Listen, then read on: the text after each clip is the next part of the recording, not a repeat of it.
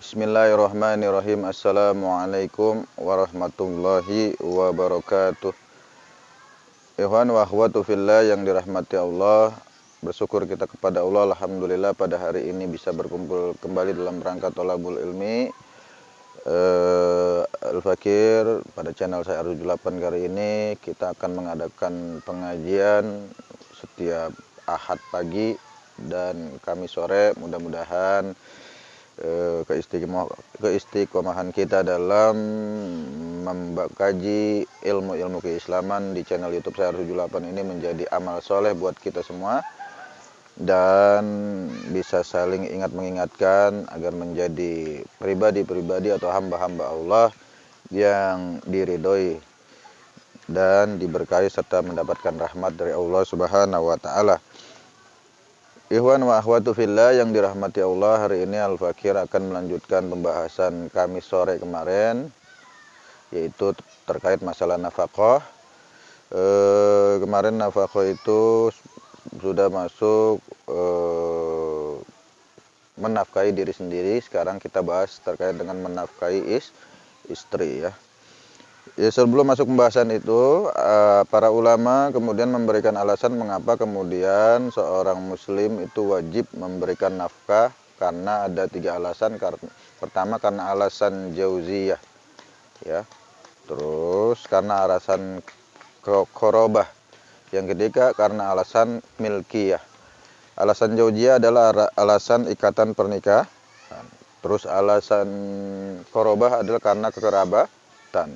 Yang ketiga alasan milkiyah karena kepemilikan. Baik, nanti kita bahas satu persatu. Hari ini Al-Fakir membatasi tema pembahasan pada jauziyah. Jadi sebab pernikahan itu yang kemudian yang tadinya kita tidak wajib menafkahi orang lain, kemudian kita menjadi wajib menafkahi istri kita karena kita sudah menikahinya ya, dengan membayar mahar, sehingga menjadi kewajiban kita untuk menafkahi istri kita ya. Dalam surat An-Nisa, makanya kemudian Allah membahasnya terkait kewajiban kaum laki-laki untuk menafkahi istri-istrinya. Dalam Al-Quran surat An-Nisa ayat 34, Allah berfirman, A'udzubillahi minasyaitonirrajim, Bismillahirrahmanirrahim, Ar-rijalu qawwamuna 'alan nisa'i. Jadi laki-laki itu adalah pemimpin dari kaum perempuan. Bima faddalallahu ba'dahum 'ala ba'din. Oleh karena itu Allah melebihkan mereka kaum laki-laki atas yang lainnya, atas perempuan. Wa bima anfaqu min amwalihim.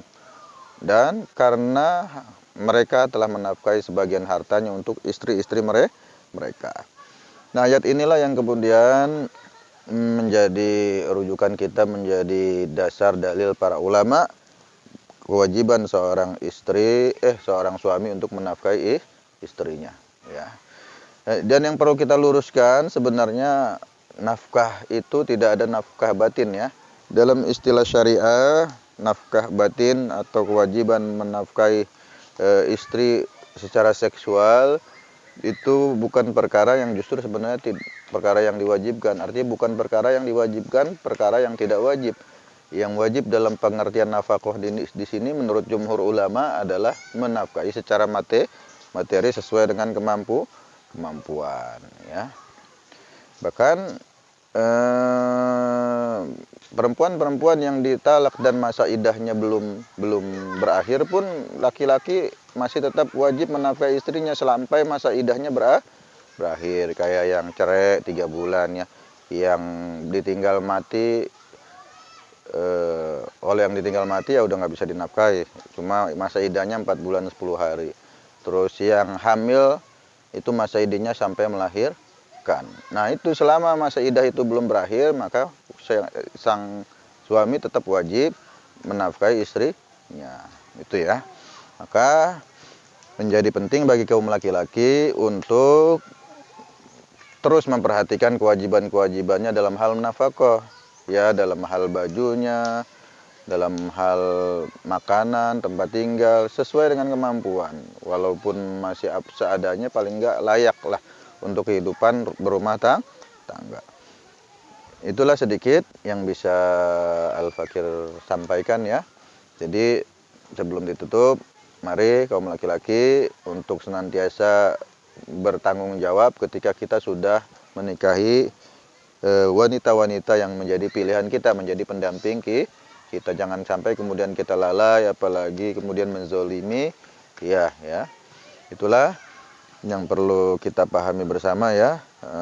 Jadi semuanya harus bisa diwujudkan agar tercipta keluarga yang samawa, sakinah, mawaddah, dan rahmah. Sakinatum, mawaddatah, warahmah. Dengan demikian, insya Allah kehidupan rumah tangga kita akan diberkahi dan diridhoi Allah Subhanahu wa Ta'ala. Ya, ikhwan wa akhwatu fillah yang dirahmati Allah. Ya, mari ya, jangan sampai ada salah paham antara istri dan suami dalam kondisi susah maupun senang bareng-bareng. Jangan kemudian istri juga terlalu bawel sama suami, karena suami juga sudah ikhtiar, sudah nyari uang kemana-mana, memang lapangan kerja susah, mau usaha juga modalnya nggak ada. Kemudian suami disalah-salahin mulu, pergi sana merat cari duit yang banyak, anak lu belum pada jajan. Nah, omongan-omongan seperti itu yang kemudian justru membuat suasana keluarga kita menjadi tidak harmonis ya. Dalam kondisi kayak gini, mari kita takarub, mohon doa kepada Allah dan terus ikhtiar dan bersabar. Insya Allah dengan demikian kita akan menjadi orang-orang yang senantiasa diberikan kemudahan oleh Allah Subhanahu wa Ta'ala. Nah, hikmah dibalik mengapa kemudian laki-laki itu mendapatkan warisan lebih besar dari istri-istri, dari kaum wanita, karena dia menafkahi. Dia selain menafkahi istri, menafkahi anak, dia juga menafkahi kakeknya, bapaknya, bapak mertuanya, menafkahi kakeknya, menafkahi paman-pamannya jika tidak mampu, ponakan-ponakannya jika tidak mampu membiayai hidupnya sendiri. Nah, itulah beratnya kaum laki-laki. Makanya kaum ibu nih, kaum wanita jangan suka iri kok laki-laki kalau warisan lebih besar dari ini, karena dia ngasih makan. Karena kaum laki-laki punya kewajiban ngasih makan. Di pembahasan sebelumnya saya sudah bahas, perempuan itu hukum asalnya tidak wajib mencari nafkah, sampai mati dia nggak wajib. Bahkan walaupun dia sendiri, suaminya sudah meninggal, dia punya anak, dia nggak nyari nafkah, dia nggak dosa. Yang dosa itu adalah abang-abang yang laki-laki, bapaknya kalau masih ada, saudara-saudaranya yang laki-laki yang sejalur senasab dengan ayah. Itulah sedikit yang bisa ana sampaikan, mudah-mudahan bermanfaat. Kurang lebihnya mohon maaf. Kita tutup dengan doa kafaratul majlis. Subhanaka Allahumma wa bihamdika asyhadu an la ilaha illa anta astaghfiruka wa atubu ilaik. Assalamualaikum warahmatullahi wabarakatuh.